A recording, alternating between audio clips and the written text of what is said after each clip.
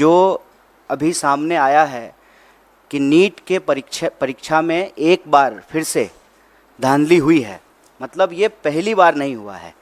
और आप अगर इस देश में होने वाली परीक्षाओं को देखें तो लगभग अब ऐसी कोई परीक्षा नहीं है जिसमें धांधली नहीं हो रही है। मतलब विद्यार्थियों ने तो सोशल मीडिया पे ये लिखना शुरू कर दिया है कि एक बार फिर लीकेज सरकार, और बार बार परीक्षाओं में प्रश्न पत्र लीक होना, परीक्षा की जो तिथि है उसको बार बार बढ़ाना, और जो वैकेंसियां हैं उसको सही समय पे नहीं भरना, ये मामले लगातार उजागर हो रहे हैं। ये इस प्रेस वार्ता में हम लोग खासकर जो नीट एग्ज़ाम में धांधली हुई है उस विषय पर बात करने के लिए यहाँ उपस्थित हैं।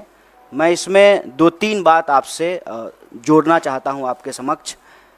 अव्वल तो आप सब लोगों ने देखा होगा कि चुनाव से पहले आदरणीय प्रधानमंत्री जी परीक्षा पर चर्चा करते हैं। हमारे यहाँ कहावत है, जाके पैर न फटे विवाई, वो क्या जाने पीड़ पड़ाई। तो चुनाव से पहले आप परीक्षा पे चर्चा करते हैं। चुनाव जब समाप्त हो जाता है, पूरे 5 साल तक जो परीक्षाओं में धांधली होती है, टाइम पे एग्ज़ाम नहीं होता है, और जो वैकेंसियां हैं उसके बारे में आप कोई बात नहीं करते हैं। मैं आपकी जानकारी के लिए बता दूं, और चुनाव के दौरान बार बार कांग्रेस पार्टी ने इस बात को उठाया कि 30 लाख पद खाली हैं और कोई ऐसा एग्ज़ाम नहीं है यूपीएससी को छोड़ करके। अगर यही हालत रही तो मुझे लगता है कि आने वाले दिनों में यूपीएससी के एग्ज़ाम भी सही तरीके से कंडक्ट नहीं हो पाएंगे। जिन एग्ज़ामों में आज तक कोई गड़बड़ी और धांधली नहीं हुई थी, उन एग्ज़ामों में भी गड़बड़ी और धांधली हो रही है। नीट का जहाँ तक सवाल है, इसके 3 प्रमुख बिंदु हैं। पहली बार लोग कहते हैं कि रैंक 1 2 लोग होगा, 4 लाख होगा। इस बार नीट के एग्ज़ाम में जब आप उसके रिजल्ट को देखेंगे, 67 लोग जो है वो जो है फर्स्ट रैंकर हैं, और उसमें से 720 नंबर मिला है, मतलब 100% मार्क्स मिला है। जब इस सवाल को उठाया गया तो एनटीए के डायरेक्टर ने कहा कि ग्रेस दे करके जो है इनको हम फुल मार्क्स दे दिए हैं। तो उसके क्या नियम हैं, उसकी क्या ट्रांसपेरेंसी है, किस आधार पे जो है आपने 720 में से 720 दे दिया?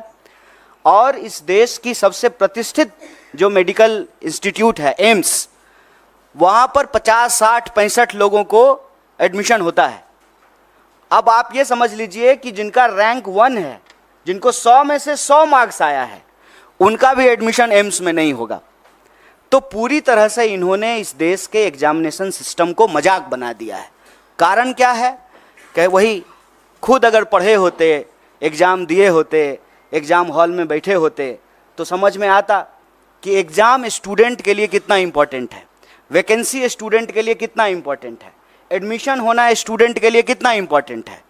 पढ़ने लिखने वाले तो लोग हैं नहीं सरकार में, बस चुनाव के लिए, वोट के लिए परीक्षा पे चर्चा करते हैं।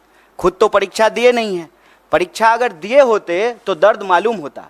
और आप लोगों ने एक दर्दनाक वीडियो देखा होगा, एक लड़की छत से कूद करके आत्महत्या कर ली जब नीट का एग्ज़ाम आया ठीक उसके बाद। और जब जब कहीं भी किसी भी एग्ज़ाम में कोई गड़बड़ी हो रही है, इसका खामियाजा सीधे विद्यार्थी को भुगतना पड़ रहा है। आप सब जानते हैं, सरकारी आंकड़ा है, हमने अपने घर में नहीं बनाया है, 1 घंटे में 2 जवान इस देश में आत्महत्या कर रहे हैं।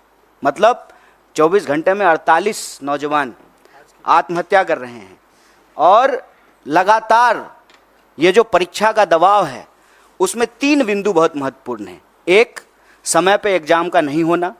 दूसरा, अगर एग्ज़ाम हो तो उसमें व्यापक पैमाने पे धांधली होना और प्रश्न पत्र का लीक होना।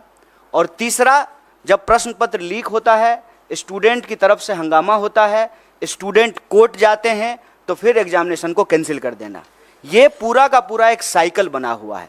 और आप देश के किसी भी हिस्से में चले जाइए, जिसको हम लोग स्टूडेंट का सेंटर कहते हैं, अगर आप रांची, पटना, बनारस, इलाहाबाद होते हुए दिल्ली आएँ, फिर आप नॉर्थ से साउथ की तरफ जाएं, कोई भी ऐसा सेंटर जिसको हम स्टूडेंट सेंटर कहते हैं, हर जगह आत्महत्या की घटनाएं एक बहुत बड़ी समस्या बन चुकी है। राजस्थान में हमारी सरकार ने इसको गंभीरता से लिया और काउंसलिंग करने के लिए, हेल्प प्रोवाइड करने के लिए हमारी सरकार ने योजना बनाई। और आप सब ने देखा होगा इस बार के भी न्याय पत्र में हम भर्ती विधान लेकर के आए हैं, और भर्ती विधान में हम 3 बात प्रमुखता से कह रहे हैं। एक, सारी वैकेंसी भरी जाएगी, सारी वैकेंसी। बताइए, हर 5 साल में चुनाव हो जाता है, कोरोना के टाइम पर भी चुनाव हो गया, सब कुछ बंद रहा, देश में जनगणना नहीं हुआ, लेकिन चुनाव हुआ टाइम पे। तो जब 5 साल में प्रधानमंत्री बदल जाते हैं, 5 साल में जो है एमपी बदल जाते हैं, एमएलए बदल जाते हैं, मुख्यमंत्री बदल जाते हैं, सब कुछ टाइम पे होता है, तो एग्जामिनेशन क्यों नहीं टाइम पे हो सकता है? एग्जामिनेशन का ऑलरेडी एक कैलेंडर होता है, उस कैलेंडर के हिसाब से आप एग्जामिनेशन कंडक्ट कराइए। और दूसरा, बार बार जो प्रश्न पत्र लीक होते हैं, जो परीक्षा में धांधली होती है, उसमें हम एक नए कड़े कानून के प्रावधान की आवश्यकता महसूस करते हैं। और हमने भर्ती विधान में ये रखा कि जब हमारी सरकार आएगी तो हम प्रश्न पत्र लीक करने वाले लोगों पर कड़ी कार्रवाई करेंगे, क्योंकि ऐसा देखने को मिला है कि जो लोग शिक्षा माफिया हैं उनका सरकार से सीधे साठगांठ है। वो नेताओं से मिले हुए हैं, नेताओं से मिल करके जो है वो पूरा का पूरा जो है बच्चों के भविष्य से खिलवाड़ करते हैं। तो उसके लिए कड़े कानून की आवश्यकता है। मैं आपके लिए एक बात और जानकारी साझा कर दूं कि तेलंगाना में एक बहुत बड़ा मुद्दा बना, और जब तेलंगाना में चुनाव हुए तो हमारी पार्टी ने ये कमिट किया कि हम एग्जामिनेशन कैलेंडर लाएंगे, हम जो है नए आयोग का गठन करेंगे, समय पे जो है एग्जाम कंडक्ट कराएंगे, और कोई भी गड़बड़ी करने वाले किसी भी नौकरशाही के ऊपर, किसी भी जो है कर्मचारी के ऊपर कड़ी कार्रवाई करेंगे। मुझे लगता है कि सरकार को ये कदम उठाना चाहिए। सिर्फ जो है बयानबाजी से, बतौलेबाजी से काम नहीं होगा। ये देश के भविष्य का सवाल है, ये बच्चों के भविष्य का सवाल है। और नेट को लेकर के, नीट को लेकर के, देश के अंदर होने वाले किसी भी एग्जाम को लेकर के कांग्रेस पार्टी ने, हमारे राष्ट्रीय अध्यक्ष ने कहा है कि सुप्रीम कोर्ट की निगरानी में इसकी एक उच्च स्तरीय जांच हो, और अगर आवश्यकता पड़े, गड़बड़ियां इस लेवल पे अगर पाई जाए तो इसको एग्जामिनेशन को रिकंडक्ट कराया जाए। अगर जो लोग कंप्लेन लेकर के गए और कुछ लोगों का नंबर जो है 720 में से 720 कर दिया गया, तो बाकी लोग जो भी कंप्लेन कर रहे हैं उसकी भी सुनवाई होना चाहिए, उसका रिड्रेसल होना चाहिए। और इस देश के भीतर भाजपा को हम ये कहना चाहते हैं कि आप युवाओं के भविष्य से खिलवाड़ करना बंद कीजिए, परीक्षा पर चर्चा का नाटक बंद कीजिए, समय पर परीक्षा कराइए, और परीक्षा में धांधली करने वाले लोगों के ऊपर कड़ी कार्रवाई कीजिए। और इस देश के भीतर जितने भी रिक्त पद हैं उनको इमीडिएटली जो है आपको भरना चाहिए। और यह जो आपकी ध्यान भटकाओ योजना है, मैं कहता हूं कि देश की संस्थाओं को सरकार से अच्छी चीज़ें सीखनी चाहिए। सरकार से देश की संस्थाओं को गलत चीज़ें सीखने की ज़रूरत नहीं है। जैसे सरकार का काम है डाइवर्ट करना, उसी तरह से संस्थाएं भी जो है ध्यान भटकाओ योजना में संलिप्त हो गई है। एक सीधा सा प्रश्न है कि जब परिणाम आना था 14 तारीख को, तो आप 4 तारीख को परिणाम क्यों लेकर के आए हैं? कि पूरा देश जो है वो इलेक्शन रिजल्ट में बिजी रहेगा, तो बच्चों की कौन सुनेगा?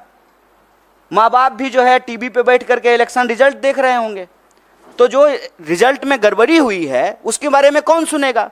वो माँ बाप को जाकर के बताएंगे कि हमने अच्छा एग्जाम दिया है, हमने सारे पेपर जो है अटेम्प्ट किए हैं, तो माँ बाप भी कहेंगे कि नहीं, इसमें तुम्हारी गलती है।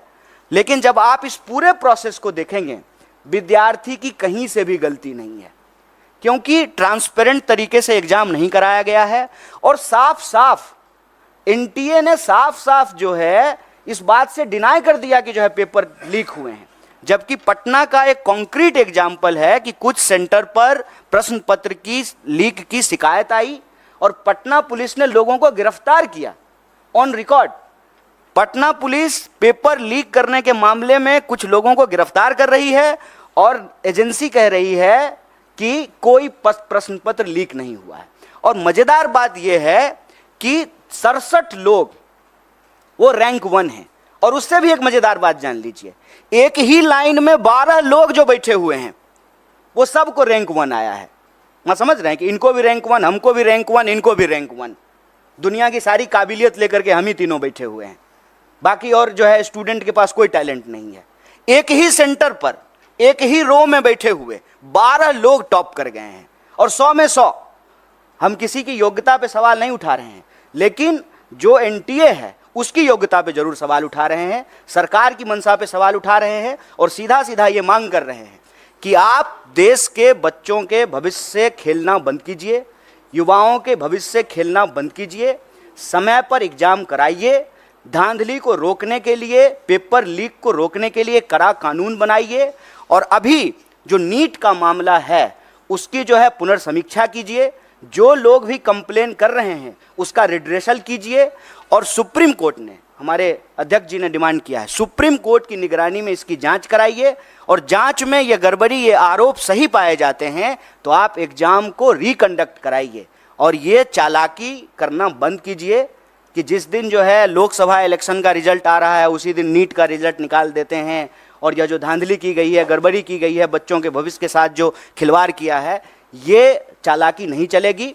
परीक्षा पर चर्चा का राजनीतिक और इलेक्टोरल पॉलिटिकल स्टंट हम लोग देख चुके हैं।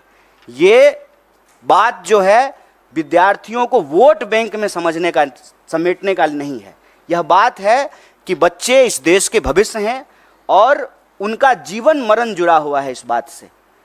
लोगों की रूह कांप जानी चाहिए कि एग्जाम के रिजल्ट के बाद जिस पैमाने पे जो है लोग आत्महत्या कर रहे हैं, आप देखिए, वो लाइव वीडियो है, सीसीटीवी कैमरा का रिकॉर्डिंग है कि रिजल्ट आया है और लड़की जाकर के जो है जान दे दी है। और हम इस देश के विद्यार्थियों से आप सबके माध्यम से कहना चाहते हैं, हमारी पार्टी कंसर्न है। आपने देश भर से मैसेज किया है, ईमेल किया है, फ़ोन कॉल किए हैं, और हमारे लिए सरकार बनेगी, बन जाएगी, शपथ ग्रहण हो जाएगा, लेकिन यह मुद्दा हमारे लिए बहुत महत्वपूर्ण है।